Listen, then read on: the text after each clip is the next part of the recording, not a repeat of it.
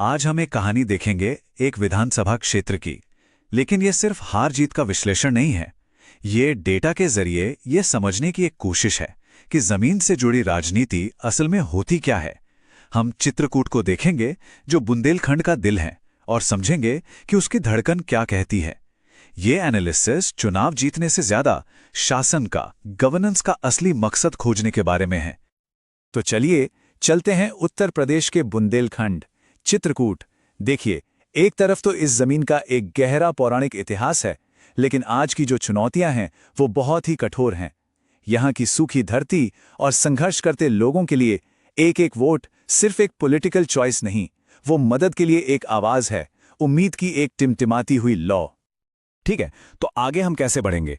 सबसे पहले चित्रकूट की जमीनी हकीकत को समझेंगे, वहां की मिट्टी और लोगों की समस्याओं को। फिर आंकड़ों के आईने में देखेंगे कि लोगों ने अपने वोट से क्या संदेश दिया। हम ये भी समझेंगे कि ये सीट क्यों किसी एक पार्टी की जागीर नहीं है, और अतीत हमें भविष्य के लिए क्या सिखाता है। इसके बाद इन सारी जानकारियों से शासन का एक खाका तैयार करेंगे, और आखिर में इस बड़े सवाल पर रुकेंगे कि सत्ता का असली मकसद क्या है। तो चलिए, कहानी की शुरुआत राजनीति से नहीं बल्कि जमीन से करते हैं, वहां के लोगों से करते हैं। क्योंकि किसी भी चुनावी रणनीति को समझने से पहले उन असली मुद्दों को समझना होगा जो चित्रकूट में हर रोज की जिंदगी को तय करते हैं। ये सिर्फ एक हेडलाइन नहीं है, ये चित्रकूट की हर रोज की सच्चाई है। पानी की किल्लत और खेती का संकट, ये यहाँ सिर्फ चुनावी मुद्दे नहीं हैं, ये एक मानवीय संकट है जो लोगों की सेहत, उनकी रोजी रोटी और उनके बच्चों के भविष्य पर सीधा असर डालता है। सोचिए, जब साफ पानी ही एक सपना हो तो सरकार से उम्मीदें कितनी बुनियादी हो जाती हैं। ये सिर्फ विकास की बात नहीं, ये जिंदगी और मौत का सवाल बन जाता है। यहाँ एक अजीब सी कश्मकश है। एक तरफ मोबाइल फोन के जरिए यहाँ का युवा दुनिया देख रहा है, उसकी उम्मीदें, उसकी आकांक्षाएं आसमान छू रही हैं। लेकिन दूसरी तरफ जमीन पर मौके वो सूखे पड़े हैं। खेती पर बोझ बहुत ज्यादा है और नई नौकरियां हैं नहीं। बढ़ती उम्मीदों और ठहरी हुई हकीकत के बीच की ये जो खाई है, यही युवाओं में एक गहरी निराशा पैदा कर रही है, और यही निराशा वोटिंग वाले दिन एक बड़ी ताकत बन जाती है। तो जमीन की ये जो हकीकत है, ये चुनावी नतीजों में कैसे दिखती है? पानी की कमी, नौकरियों का संकट, युवाओं की बेचैनी, ये सब नंबर्स में कैसे नजर आते हैं? अब हम उन आंकड़ों को देखेंगे जो सिर्फ नंबर नहीं बल्कि चित्रकूट के लोगों की आवाज हैं। चलिए अब आंकड़ों की जुबानी सुनते हैं। 2022 में समाजवादी पार्टी के उम्मीदवार अनिल प्रधान को मिले 43.23% वोट। एक मल्टी कॉर्नर्ड फाइट में ये एक बहुत ही सॉलिड नंबर है। ये सिर्फ एक जीत नहीं, ये एक साफ संकेत था कि हवा का रुख किस तरफ है। और इसकी तुलना में जो सत्ता में थे, भारतीय जनता पार्टी, उन्हें मिले 34.62% वोट। मतलब इन दोनों के बीच सीधा सीधा करीब 8.5% का गैप है। चुनावी राजनीति में ये एक बहुत बड़ा अंतर माना जाता है। ये दिखाता है कि एक बड़ा और निर्णायक तबका मौजूदा स्थिति से खुश नहीं था। वोटों में देखें तो ये फासला था 20,876 वोटों का। ये कोई छोटी मोटी जीत नहीं, ये एक साफ जनादेश था। ये बताता है कि पानी और नौकरी जैसे मुद्दे सिर्फ बातें नहीं रह गए थे, बल्कि उन्होंने वोटिंग के दिन बहुत बड़ा असर डाला। और इस कहानी में एक और जरूरी आंकड़ा है, 64.61% का वोटर टर्नआउट। जब लोग परेशान होते हैं तो या तो वो निराश होकर घर बैठ जाते हैं या फिर उम्मीद लेकर वोट डालने निकलते हैं। ये आंकड़ा बताता है कि चित्रकूट के लोगों ने दूसरा रास्ता चुना। उन्होंने बाहर निकलकर अपनी आवाज का इस्तेमाल करने का फैसला किया। अब इस डैशबोर्ड को देखिए, यह हमें पूरी तस्वीर एक साथ दिखाता है। यहां सिर्फ वोट प्रतिशत नहीं बल्कि चित्रकूट का जो सामाजिक ताना बाना है वो भी है। यादव, निषाद, अनुसूचित जनजाति, ब्राह्मण, ये हमें याद दिलाता है कि गवर्नेंस सिर्फ नंबरों का खेल नहीं है, बल्कि इन सभी समुदायों की उम्मीदें और जरूरतों को एक साथ साधना है। तो सवाल यह है, ऐसा क्यों हुआ? हमारा मकसद किसी व्यक्ति पर उंगली उठाना नहीं है, बल्कि उन सिस्टम्स को समझना है जिन्होंने इस बदलाव को जन्म दिया। और जब हम ये विश्लेषण करते हैं तो एक बात याद रखना जरूरी है, हमारे संविधान का मूल सिद्धांत, हर नागरिक की गरिमा, डिग्निटी। और जब हम पब्लिक लाइफ में बात करते हैं तो वो जिम्मेदारी से हो, तथ्यों के आधार पर हो। यही एक स्वस्थ लोकतंत्र की पहचान है। देखिए, चित्रकूट का वोटर कई तरफ से दबाव महसूस कर रहा था। एक तरफ राज्य और केंद्र की बड़ी राजनीति, दूसरी तरफ घर में महंगाई और खेत में सूखे का इकोनॉमिक प्रेशर। सोशली आदिवासी और ओबीसी समुदायों की उम्मीदें बढ़ रही थी, और इन सब के ऊपर व्हाट्सएप और मोबाइल से आती इन्फॉर्मेशन की बाढ़। मतलब कई ताकतों का एक संगम था जिसने चुनावी नतीजे को शेप दिया।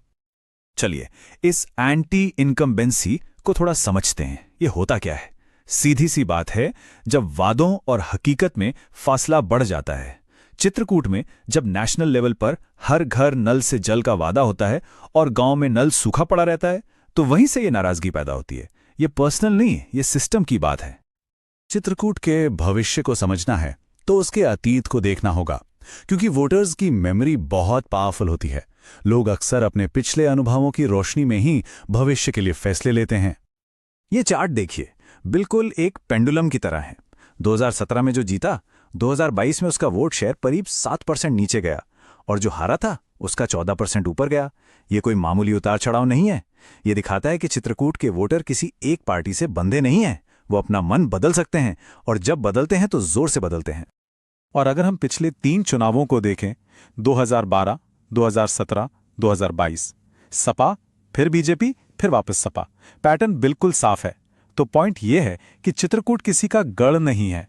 ये गवर्नेंस का एक मार्केट प्लेस है जहां परफॉर्मेंस पर वोट मिलता है। ये एक क्लासिक स्विंग सीट की निशानी है, और ऐसे बाजार में जीतने के लिए एक बेहतर प्लान की जरूरत होती है।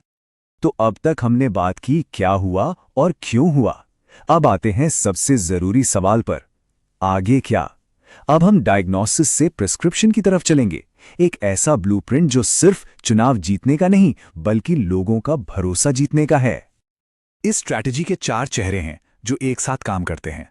पहला, इलेक्टोरल फेस, लोगों से सीधा कनेक्शन।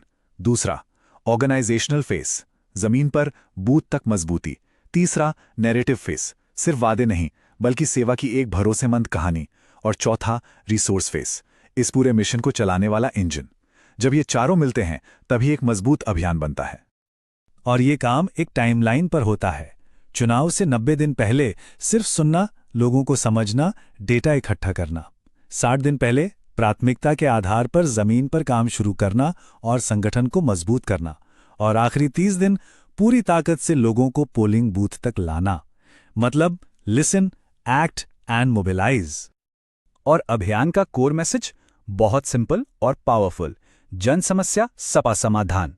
देखिए, ये बड़ी बड़ी बातें नहीं कर रहा, ये आपके गांव के हैंडपंप की, आपके खेत की सिंचाई की बात कर रहा है। ये सोल्यूशन ओरिएंटेड पॉलिटिक्स का एक बेहतरीन उदाहरण है। अब हम अपनी बातचीत के आखिरी हिस्से में हैं, चुनावी स्ट्रैटेजी को असल गवर्नेंस के आखिरी लक्ष्य से जोड़ना। क्योंकि चुनाव जीतना तो बस एक जरिया है, मंजिल नहीं। असली काम तो वोट गिने जाने के बाद शुरू होता है। इस पूरे विश्लेषण का निचोड़ एक शब्द है, विश्वास, ट्रस्ट। इसे बूंद बूंद करके कमाने में सालों लगते हैं और गंवाने में एक पल भी नहीं लगता। और आज के डिजिटल जमाने में विश्वास का एक और पहलू है, लोगों के डेटा का सम्मान। जब भी कोई संस्था, कोई सरकार नागरिकों की जानकारी लेती है तो ये जरूरी है कि उनकी सहमति ली जाए और पारदर्शिता रखी जाए, जैसा हमारा डेटा प्रोटेक्शन कानून भी कहता है। विश्वास की बुनियाद ही सम्मान है। तो हम इस एक सवाल के साथ खत्म करते हैं, जब वोट गिने जा चुके हों, जीत का जश्न खत्म हो गया हो, तब सत्ता का असली मकसद क्या है?